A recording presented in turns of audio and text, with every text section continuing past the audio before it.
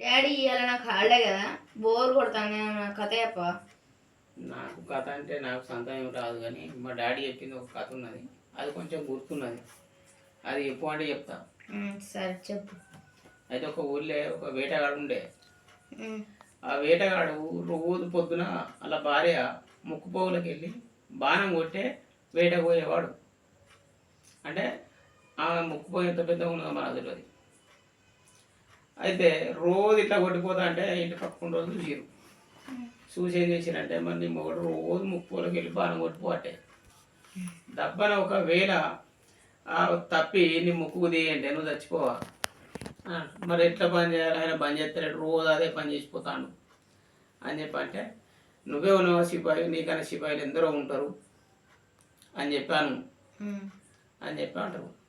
సరే అదే పంట తీయని అంటుంది. తర్వాత మళ్ళా రోజు వేట పోయేటప్పుడు మళ్ళీ బాణం పట్టిండు కొట్టడానికి వచ్చినప్పుడు ఏమన్నదంటే నువ్వే ఉన్నావా సిపాయి, నీకన్నా సిపాయిలు ఎందరో ఉంటారు, ఈ ముక్కుపో దబ్బన మిస్ అయ్యి నాకు తాకితే నేను చచ్చిపోనా అని చెప్పి అంటది. అన్నాక అంటే నాకంటే సిపాయిలు ఉన్నారా, ఒకసారి బయటికి వెళ్ళి చూస్తే కదా కనబడేది, బయటికి వెళ్ళి చూడు అంటది. అయితే చూడనే చూస్తాయి వాళ్ళని బయటికి వెళ్తాడు.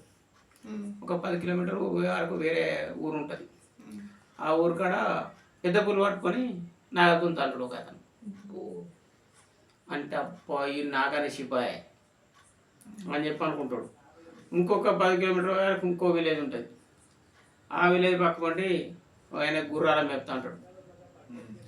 గుర్రాల మేపుతా అంటే గాలి ద్వారం వాన వచ్చే టైం అవుతుంది. అయిన తర్వాత మొత్తం ఈ గాలి ద్వారం చూసి ఆయన గొంగడి వస్తాడు. ఆ గొంగడి అయితే పెద్దగా ఉన్నదో తెలియదు. 12 గుర్రాలు అమాతం గొంగట్లు వేసుకుంటాడు, ముల్లె కట్టుకుంటాడు. ముల్లె కట్టుకొని నెత్తిన కట్టుకుంటాడు. ఆయన నెత్తి ఎంత పెద్దగా ఉన్నదో కథం ఉరుకుతా అంటాడు. అయితే ఈ గాలికి ముల్లె పోయి కొట్టుకపోయి రాజు భార్య రాణి కంటె పడుతుంది. కంటె పడితే ఆమెకి ఏదో నలుసు పడ్డట్టు అనిపిస్తుంది అలా చిన్నగా. అంటే ఆమె కన్ను ఎంత పెద్దగా ఉన్నదో. రాజు చెప్తే రాజు ఏం చేసిండు, ఆ మగరాయన పిలిపించి ఏమన్నా ఇట్లా కంటే ఏమన్నా ఎంటుక ఇట్లా ఏదన్నా ఎక్స్ట్రా పెరగవచ్చు దాన్ని తీసేస్తాడు. మగరాయన పిలిపి అంటే మగరాయన పిలిచికొచ్చిరట. మగరాయన వచ్చిందట. ఆ కన్నెరేప తీసి చూసి ఆ గుమ్మడి ముళ్ళ తీసుకొని ఒకటేసారి జేబులు వేసుకున్నాడట. ఆయన జేబు ఎంత పెద్దగా ఉన్నదో. ఆయన ఇక ఏమి లేదమ్మా, ఇలా ఇంత ఒక ఎంటుక ఎక్కువ అయితే వీకేసిన, ఇక నీకేం కాదమ్మా అని చెప్పి వెళ్ళిపోయాను.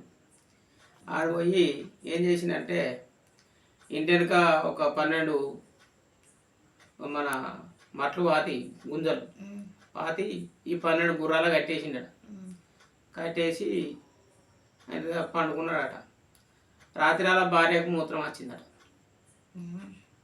మూత్రం వచ్చి ఇంటి వెనుక పోయిందట. మూత్రం పోసిందట. ఈ 12 గుర్రాలు మట్లు మొత్తం బిక్కొని పోయినాయట. ఆ మూత్రం ఎంత పోసిందో. ఇది కథ. ఇవన్నీ చూసినట్టు ఈ వేటగాడు. అబ్బా వీళ్ళందరూ నాకు సిపాయి. అందుకనే ఎప్పుడు కానీ మనకు మనమే సిపాయి అనుకోవడం కరెక్ట్ కాదు. మనకన్నా సిపాయిలు ఎందరో ఉండరు అనేది ఈ కథ సిద్ధాంతం. ఇది నాకు తెలుసు. ఇది కథ.